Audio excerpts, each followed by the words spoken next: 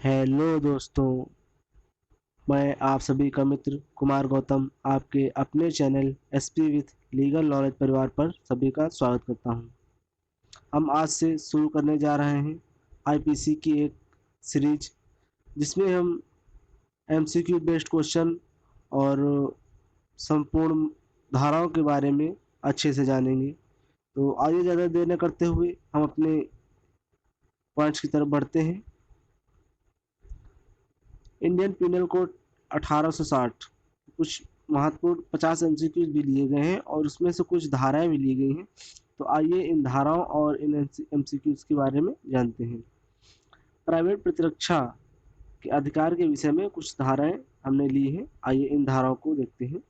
धारा 96 आत्मरक्षा यानी प्राइवेट प्रतिरक्षा में की गई बातें कोई बात अपराध नहीं है जो आत्मरक्षा के अधिकार में प्रयोग की जाती है। यदि अपनी रक्षा के लिए किसी भी बात या किसी भी कार्य को करना वह कोई अपराध की श्रेणी में नहीं आएगा, वह आत्मरक्षा की श्रेणी में आएगा। यह लक्ष्मण साहू बनाम उड़ीसा राज्य के मामले में अभी निर्धारित किया गया कि आत्मरक्षा का अधिकार आसन्न खतरे से निपटने के लिए होना चाहिए, ना कि किसी को चोट या मृत्यु कारित करने के उद्देश्य से होना चाहिए। धारा 97 कहती है कि शरीर और संपत्ति की प्राइवेट प्रतिरक्षा का अधिकार धारा 99 के अनुसार हर व्यक्ति को यह अधिकार प्राप्त है। पहला, मानव शरीर पर प्रभाव डालने वाले किसी अपराध के विरुद्ध अपने शरीर और किसी अन्य शरीर के प्रतिरक्षा के बारे में बताता है। दूसरा, किसी ऐसे कार्य के विरुद्ध जो चोरी, लूट, रिष्ट या आपराधिक अत्याचार की परिभाषा में आने वाला अपराध या जो चोरी, लूट, रिष्ट या आपराधिक अत्याचार करने का प्रयत्न करता है, अपनी या किसी अन्य व्यक्ति की चाहे वह जंगम संपत्ति या स्थावर संपत्ति को हानि या नुकसान पहुंचाता है, तो वह अपनी प्राइवेट प्रतिरक्षा यानी संपत्ति की रक्षा के लिए वह अधिकारी है। धारा 98 कहती है ऐसे व्यक्ति के कार्य के विरुद्ध प्राइवेट प्रतिरक्षा का अधिकार जो विकृतचित्त आदि हो, जबकि कोई कार्य जो अन्यथा कोई अपराध होता है, उस कार्य को करने वाले व्यक्ति के बालपन, समझ की परिपक्वता के अभाव एवं विकृतचित्त या मतता के आधार या कारण या उस व्यक्ति के किसी भ्रम के कारण वह अपराध नहीं है, तब हर व्यक्ति उस कार्य के विरुद्ध प्राइवेट प्रतिरक्षा का वही अधिकार रखता है जो वह उस करार के वैसा अपराध होने की दशा में रखता है। आइए दृष्टांत देखते हैं। ए पागलपन के आशय से बी को जान से मारने का प्रयास करता है। ए किसी अपराध का दोषी नहीं है, किंतु बी को प्राइवेट प्रतिरक्षा का वही अधिकार प्राप्त है जो ए को स्वास्थ्यचित्त होने की दशा में प्राप्त था या रहता। आइए हम देखते हैं धारा 99।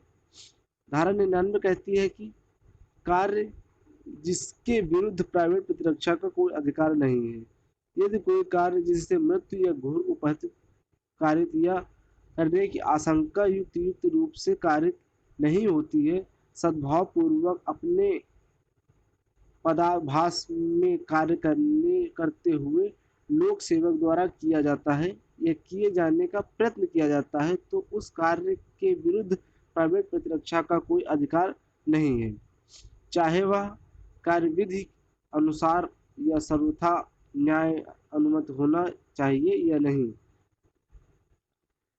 इस अधिकार के प्रयोग का विस्तार किसी दशा में प्राइवेट प्रतिरक्षा के अधिकार का विस्तार अपनी अपहानि करने पर नहीं, किंतु प्रतिरक्षा के प्रयोजन से करनी आवश्यक है। स्पष्टीकरण आइए हम देखते हैं 99 का। यदि कोई व्यक्ति किसी लोक सेवक द्वारा ऐसे लोक सेवक के नाते किए गए या किए जाने के प्रतीत कार्य के विरुद्ध प्राइवेट प्रतिरक्षा के अधिकार से वंचित नहीं होता है, तब तक कि वह यह नहीं जानता है या विश्वास करता है कि यह कारण क्या है। कि कार्य करने वाला व्यक्ति ऐसा लोक सेवक है। आइए देखते हैं हम धारा 100 को। शरीर की प्राइवेट प्रतिरक्षा के अधिकार का विस्तार मृत्यु कारित करने पर कब होगा? हमलावर की सुरक्षा मृत्यु कारित करने या कोई अपहान कारित करने की थी, या यदि वह अपराध जिसके कारण उस अपराध के प्रयोग का आशय आता है। पहला, ऐसा हमला जिससे युक्त रूप से यह आशंका कारित हो कि अन्यथा ऐसा हमला का परिणाम मृत्यु होगा। दूसरा, ऐसा हमला जिसे युक्त रूप से यह आशंका कारित हो कि अन्यथा ऐसे हमले का परिणाम घोर उपहति होगा। तीसरा, बलात्संग करने के आशय से किया गया हमला। चौथा, प्रकृति विरुद्ध काम तृष्णा की प्राप्ति के आशय से किया गया हमला।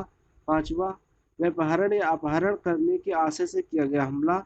छठा, इस आशय से किया गया हमला कि किसी व्यक्ति या ऐसी परिस्थितियों में सदोष प्रतिरोध किया जाए जिनसे उसे युक्त रूप से यह आशंका कारित हो कि वह अपने को छुड़वाने के लिए कोई लोक प्राधिकारी की सहायता प्राप्त नहीं कर सकेगा। सातवां, अम्ल फेंकने या देने का कृत्य या अम्ल फेंकने या देने का प्रयास करना जिससे युक्त रूप से यह आशंका कारित हो कि ऐसे कृत्य के परिणाम स्वरूप अन्यथा घोर उपहत कारित होगी। आइए हम देखते हैं 50 MCQ बेस्ड क्वेश्चन। भारतीय दंड संहिता है, कौन सी दंड संहिता है?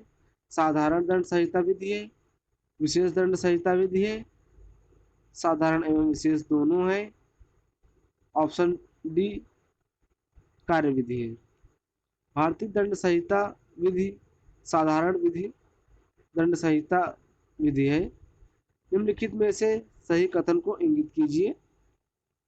ऑप्शन ए, अपराध अनिवार्यतः एक अनैतिक कृत्य है, अपराध एक अवैधानिक कृत्य है, अपराध एक अनिर्वातक एवं सामाजिक विरोधी कृत्य है, अपराध अनिर्वातः एक धर्म विरोधी कृत्य है। हमारा सही ऑप्शन है ऑप्शन बी, अपराध एक अवैधानिक कृत्य है। अपराध एक है लोक दोष, प्राइवेट दोष, लोक एवं प्राइवेट दोनों दोष, न तो लोक दोष और न प्राइवेट दोष। हमारा सही ऑप्शन है ऑप्शन ए, अपराध एक लोक दोष है। निम्नलिखित में से कौन सा अपराध की 4 अवस्थाओं में सही क्रम में दर्शाया गया है? ऑप्शन ए, प्रयत्न, तैयारी, आशय, परिणाम। आशय, प्रयत्न, तैयारी, परिणाम। आशय होगा, फिर तैयारी होगी, फिर प्रयत्न होगा, फिर परिणाम होगा। पहले परिणाम होगा या फिर आशय होगा, या तैयारी होगी या प्रयत्न होगा। हमारा सही ऑप्शन है ऑप्शन सी, पहले किसी अपराध को कारित करने के लिए हम उस पर एक विचार विमर्श करते हैं, एक आशय बनाते हैं, फिर उस अपराध को कारित करने के लिए हम एक तैयारी करते हैं कि किस प्रकार से वह अपराध को कारित किया जाए। फिर तैयारी के बाद एक प्रयत्न, एक कोशिश करते हैं। जब कोशिश पूर्ण हो जाने के बाद फिर वह परिणाम के रूप में दिखाई देती है। हमारा ऑप्शन सी सही है। आपराधिक विधि के प्रति कृत्यात्मक दृष्टिकोण को उजागर किया है। ऑप्शन सी, भारत के विधि आयोग ने, भारत के उच्च न्यायालय ने, इंग्लैंड की वुलमेन समिति ने, ऑप्शन डी, संयुक्त राज्य अमेरिका के सर्वोच्च न्यायालय ने, इंग्लैंड की वुलफेंडेंट समिति ने आपराधिक विधि के कृत्यों का दृष्टांतमक उजागर किया है। आशय का कार्य लक्षण है किंतु इसका स्रोत यह कथन है। ऑप्शन ए, स्टीफन का, ऑप्शन बी, बेंथम का, ऑप्शन सी, ऑस्टिन का, ऑप्शन डी, केनी का। हमारा सही ऑप्शन है ऑप्शन सी ऑस्ट्रिन का। निम्नलिखित में से अपराध के लिए क्या आवश्यक नहीं है? ऑप्शन ए आशय, ऑप्शन बी उद्देश्य, ऑप्शन सी वर्जित कार्य, ऑप्शन डी कार्य के लिए दंड। हमारा सही ऑप्शन है ऑप्शन बी उद्देश्य। किसी भी अपराध को कारित करने के लिए उद्देश्य का होना आवश्यक नहीं है। आइए हम बात करते हैं क्वेश्चन नंबर 8 की। निम्नलिखित में से कौन सामान्यतः अपराध का आवश्यक तत्व नहीं है? ऑप्शन ए चेष्टा, ऑप्शन बी आपराधिक कृत्य, ऑप्शन सी हेतु, ऑप्शन डी इच्छा। हमारा सही ऑप्शन है ऑप्शन बी आपराधिक कृत्य। आइए देखते हैं क्वेश्चन नंबर 9। आपराधिक दायित्व के दो अति महत्वपूर्ण तत्व हैं। ऑप्शन ए आशय एवं कार्य, ऑप्शन बी आशय एवं क्षति, ऑप्शन सी क्षति एवं दोष सिद्धि, ऑप्शन डी तैयारी एवं दंड। हमारा सही ऑप्शन है ऑप्शन ए आशय एवं कार्य। आइए हम देखते हैं क्वेश्चन नंबर 10 की तरफ बढ़ते हैं। आपराधिक दायित्व के इस सिद्धांत के लिए केवल कृत्य ही नहीं दोषपूर्ण मान्यता स्थित भी होती है विकसित किया गया है। ऑप्शन ए साम्य न्यायालय द्वारा, ऑप्शन बी कॉमन लॉ न्यायालय द्वारा, ऑप्शन सी स्टार चैम्बर न्यायालय द्वारा, ऑप्शन डी क्यूरिया रेजिस द्वारा। हमारा सही ऑप्शन है ऑप्शन बी कॉमन लॉ न्यायालय द्वारा यह निर्धारित किया गया है। आइए हम देखते हैं क्वेश्चन नंबर 11। क्वेश्चन नंबर 11 क्या कहता है? ऑप्शन ए निम्नलिखित में से किसने अवधारित किया कि भारतीय दंड संहिता में एक्टस नॉन पेटिशरियन निसी मेंस रिया जैसी उक्ति पूर्णतः अप्रांतिक है। यह जो लैंग्वेज दी गई है यह एक लैटिन भाषा है जो कि काफ़ी समझ में नहीं आती है। तो हमारा सही ऑप्शन है ऑप्शन डी उपयुक्त में से सभी। Option A J D Mayne criminal law of India, option B H Gour penal of India, option C Ratan Lal Dhiraj law of crime. आइए क्वेश्चन नंबर 12 की तरफ बढ़ते हैं।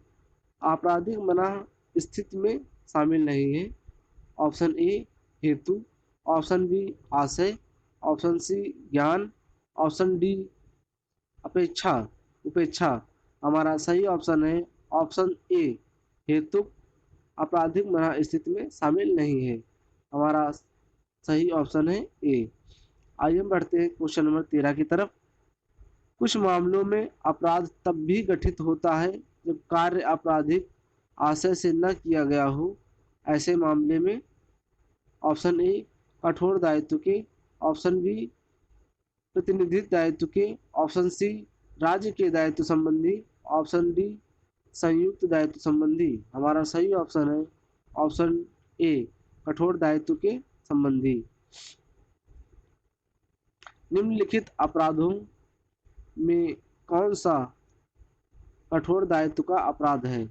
ऑप्शन सी उपहति, ऑप्शन बी हमला, ऑप्शन सी द्विविवाह, ऑप्शन डी चोरी।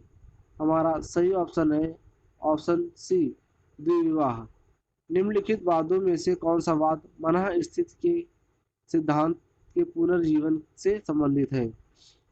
ऑप्शन ए सिराज बनाम D वुडजेन ने, option B bread बनाम वुड, ऑप्शन सी हॉब्स बनाम विंडसन कॉरपोरेशन, ऑप्शन डी उपयुक्त है सभी। हमारा सही ऑप्शन है ऑप्शन बी ब्रेड बनाम वुड। प्रत्येक संविधि में दुराशय अंतर्निहित माना जाता है जब तक कि उसके प्रतिकूल सिद्ध नहीं कर दिया जाए। यह मत किस बात में सर्वप्रथम व्यक्त किया गया? ऑप्शन ए हार्डिंग बनाम प्राइस, ऑप्शन बी सिराज बनाम De Rutzen, option C R बनाम Prince, option C, option D M H. George बनाम महाराष्ट्र राज्य। हमारा सही ऑप्शन है ऑप्शन बी, सिराज बनाम डी रुटजिन।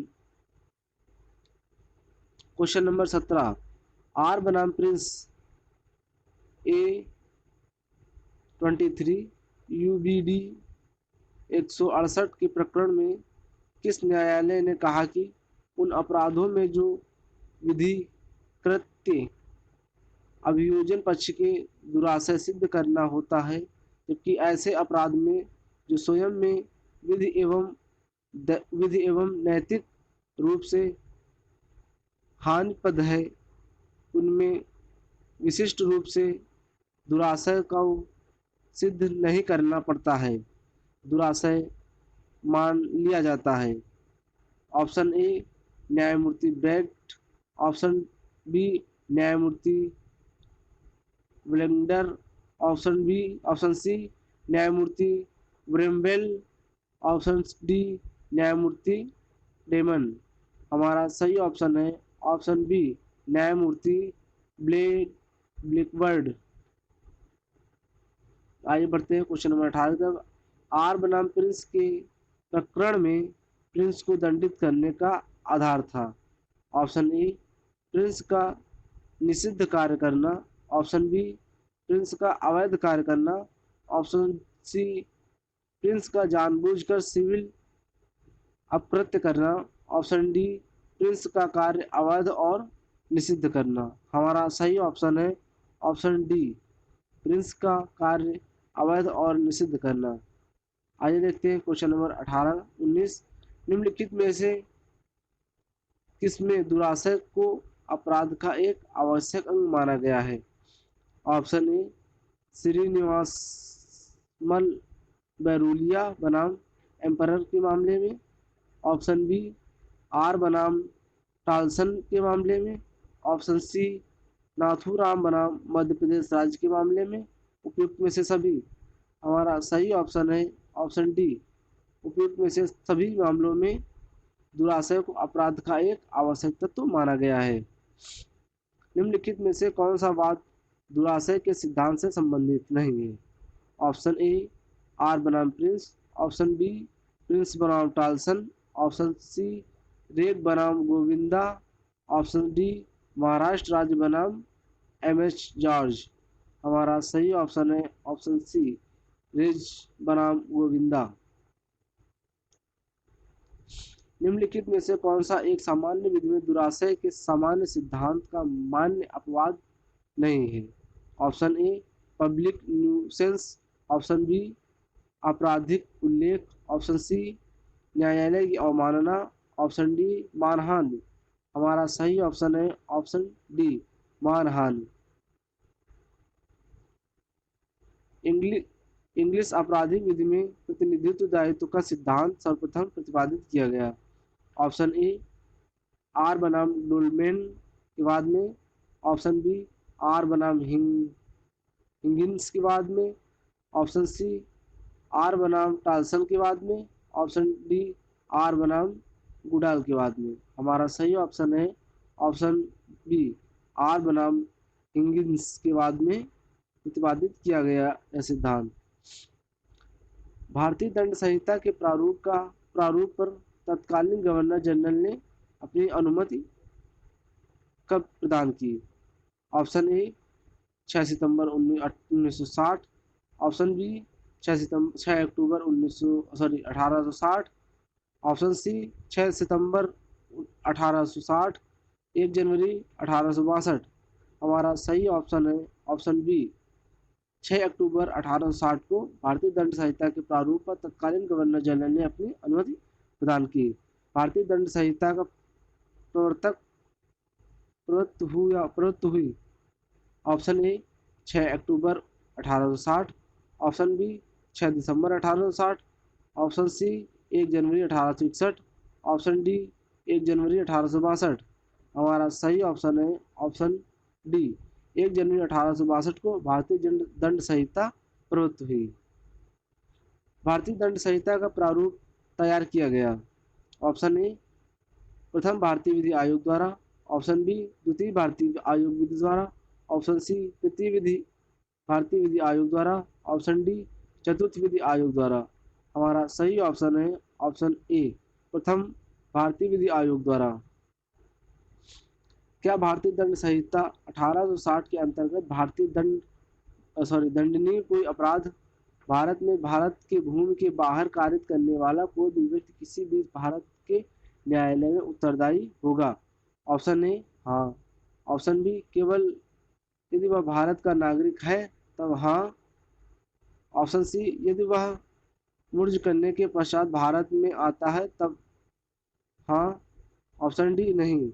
हमारा सही ऑप्शन है ऑप्शन बी केवल यदि वह भारत का नागरिक है तब वहाँ हाँ है। का जो भारत का नागरिक है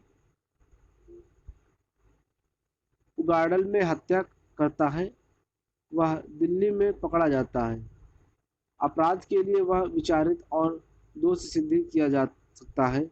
ऑप्शन ए केवल उगांडा में, ऑप्शन बी केवल उस देश में मृतक जहां का नागरिक था, ऑप्शन सी उपयुक्त में से दोनों में से किसी में भी, ऑप्शन डी दिल्ली में। हमारा सही ऑप्शन है ऑप्शन डी दिल्ली में। ए एक भारतीय नागरिक इंग्लैंड में जारकर्म जो उस देश में अपराध नहीं है करता है कथित का विचारण की न्यायालय द्वारा किया जा सकता है। ऑप्शन ए वह न्यायालय जिसके स्थानीय क्षेत्राधिकार के अंदर जारकर्म किया, ऑप्शन बी भारत के किसी स्थान में स्थित न्यायिक दंडाधिकारी प्रथम श्रेणी का न्यायालय जहां अभियुक्त पाया गया हो, ऑप्शन सी अंतर्राष्ट्रीय न्यायालय, ऑप्शन डी भारत का उच्चतम न्यायालय। हमारा सही ऑप्शन है ऑप्शन बी भारत के किसी स्थान में स्थित न्यायिक दंडाधिकारी प्रथम श्रेणी का न्यायालय जहां अभियुक्त पाया गया हो। निम्नलिखित में से कौन सा अपराध भारतीय दंड संहिता के अंतर्गत नहीं है? ऑप्शन ए इटली का नागरिक पाकिस्तान में भारतीय की हत्या करता है, ऑप्शन बी इटली का नागरिक जम्मू कश्मीर में भारतीय की हत्या करता है, ऑप्शन सी भारत का नागरिक इटली के नागरिक की हत्या करता है। उपयुक्त में से सभी। हमारा सही ऑप्शन है ऑप्शन सी भारत का नागरिक इटली के नागरिक की हत्या करता है तब वह भारतीय दंड संहिता के अंतर्गत दंडनीय है। क्या भारतीय दंड संहिता 1860 के अंतर्गत दंडनीय कोई अपराध भारत की भूमि के बाहर कारित करने वाला कोई भी व्यक्ति किसी भी भारत के न्यायालय में उत्तरदायी होगा? ऑप्शन ए हाँ, ऑप्शन बी केवल यदि वह भारत का नागरिक है तब हाँ, ऑप्शन सी यदि वह जुर्म करने के पश्चात भारत में आता है तब हाँ, ऑप्शन डी केवल नहीं। हमारा सही ऑप्शन है ऑप्शन बी केवल हाँ यदि वह भारत का नागरिक है तब। ए एक विदेशी है, उसने एक दूसरे विदेशी बी को एक विदेशी जलयान में जो खुले समुद्र में था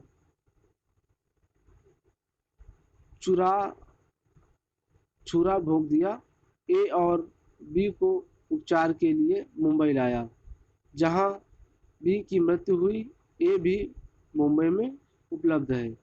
हमारा सही ऑप्शन है ऑप्शन ए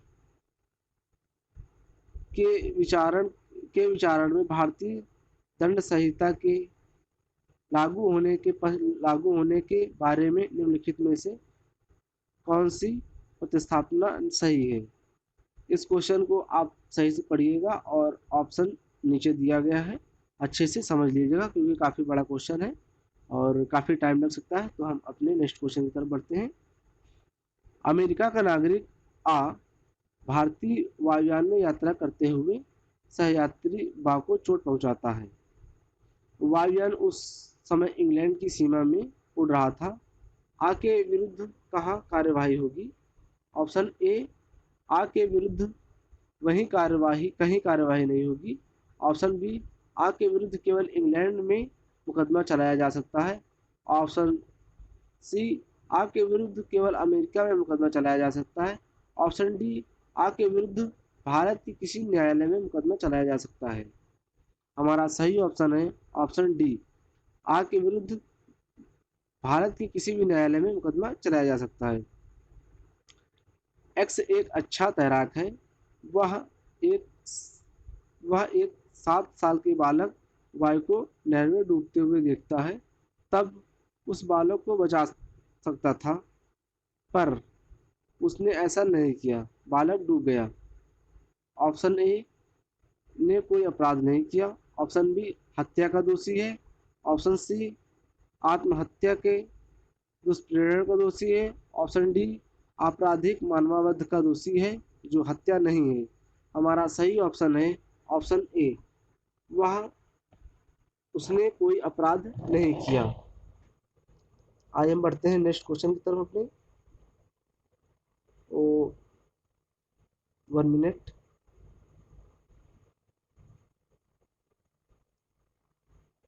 निम्नलिखित में से कौन सी परिस्थितियों में भारतीय न्यायालय को अधिकारिता होगी?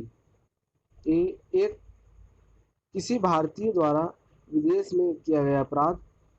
2, किसी भारतीय द्वारा भारत में किया गया अपराध विदेशी द्वारा भारत में किया गया अपराध। 3, किसी व्यक्ति द्वारा भारतीय पोत पर किया गया अपराध।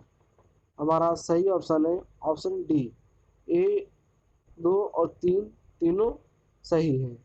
तीनों ही अपराध की श्रेणी में आते हैं, जो कि भारतीय न्यायालय में की अधिकारिता के अंतर्गत आएंगे। गलत का चयन करना है। आइए देखते हैं। आपराधिक दायित्व के आवश्यक शर्तें हैं। ऑप्शन ए, कार्य स्वतंत्र इच्छा से किया गया हो। ऑप्शन बी, स्वेच्छा और बुरा में अंतर समझने की क्षमता हो। ऑप्शन सी, उन तथ्यों का ज्ञान जिन पर किसी कार्य का अच्छा अथवा बुरा होना निर्भर करता है। ऑप्शन सी, इस बात का ज्ञान की कार्य कार्य विधि विरुद्ध है, वह अपराध की शर्तों का आवश्यक तत्व है। दुराशय के सिद्धांत को ब्रिटिश कॉमन लॉ में सर्वप्रथम एक चोरी के मामले में लागू किया गया। Option A, Tilden J Tilden CJ द्वारा। ऑप्शन बी, ब्लैक स्टोन द्वारा। ऑप्शन सी, कोक सीजे द्वारा। Option D, Blackburn J द्वारा। हमारा सही ऑप्शन है ऑप्शन सी, कोक सीजे द्वारा।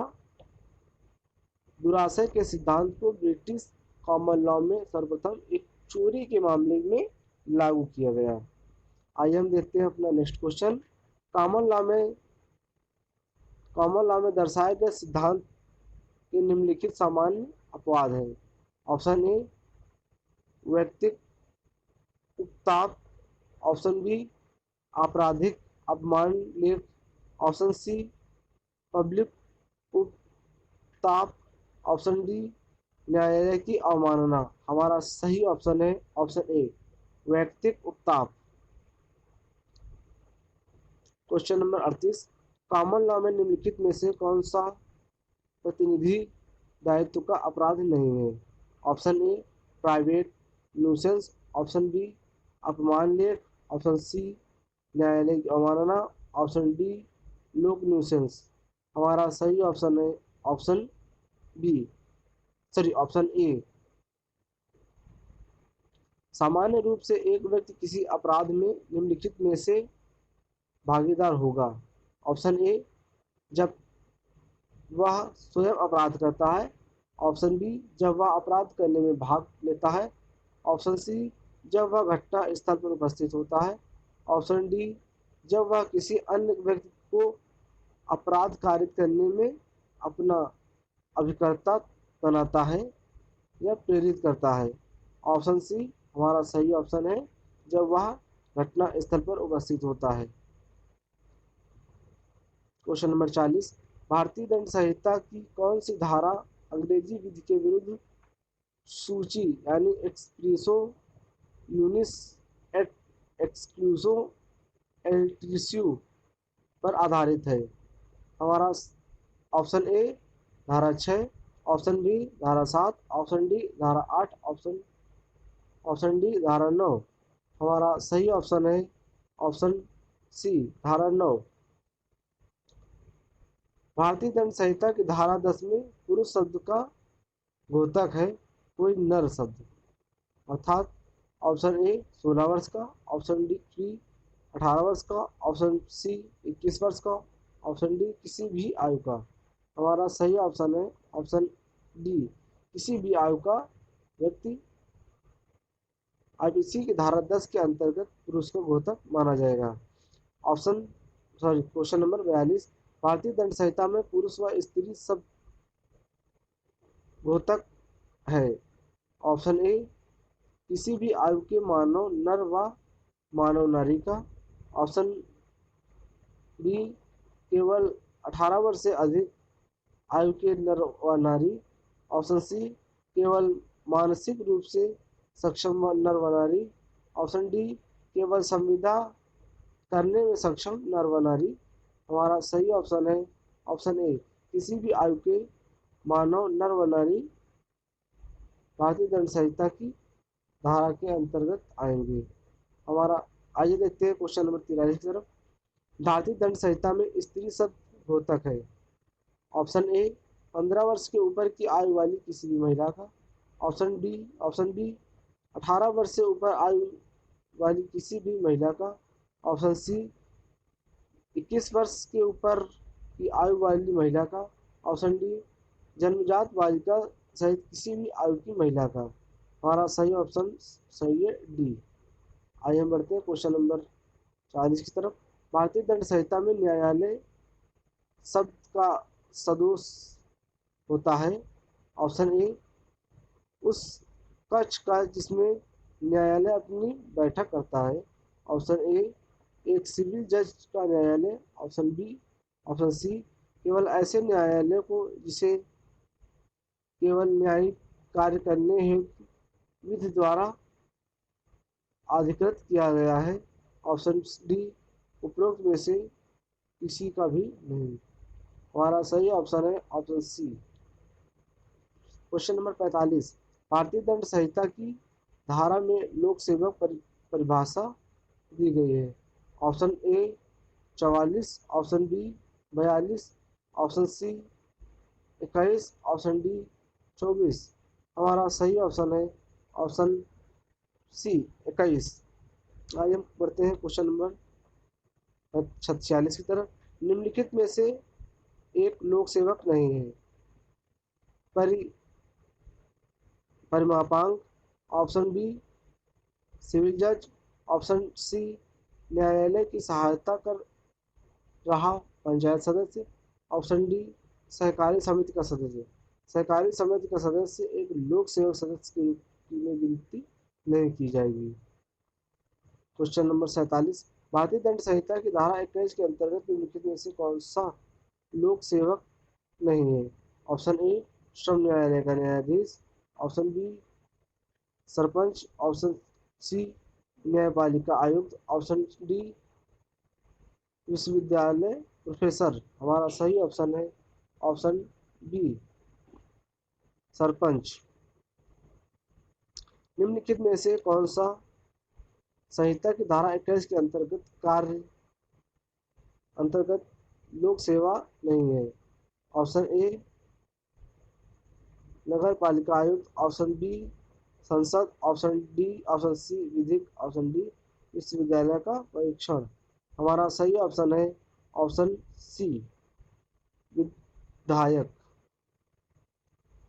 भारतीय दंड संहिता के अंतर्गत चल संपत्ति को परिभाषित किया गया है। ऑप्शन ए धारा 21, ऑप्शन बी धारा 22, ऑप्शन सी धारा 23, ऑप्शन डी धारा 24। हमारा सही ऑप्शन है ऑप्शन बी धारा 22 के अंतर्गत चल संपत्ति को परिभाषित किया गया है। आइए हम देखते हैं क्वेश्चन नंबर 50 जो कि हमारा लास्ट क्वेश्चन है।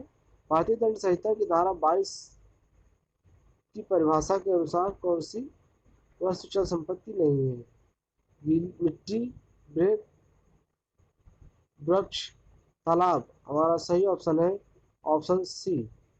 आज की वीडियो में इतना ही। हम बहुत जल्द मिलते हैं नेक्स्ट वीडियो में। यदि आप पीडीएफ प्राप्त करना चाहते हैं तो हमारे चैनल को ज़रूर ज्वाइन करें और पीडीएफ लिंक को टच करके वहाँ से पीडीएफ डाउनलोड कर लें। तो हम जल्द ही मिलते हैं अपने नेक्स्ट वीडियो में। आप सभी लोग अपना ख्याल रखिएगा। धन्यवाद।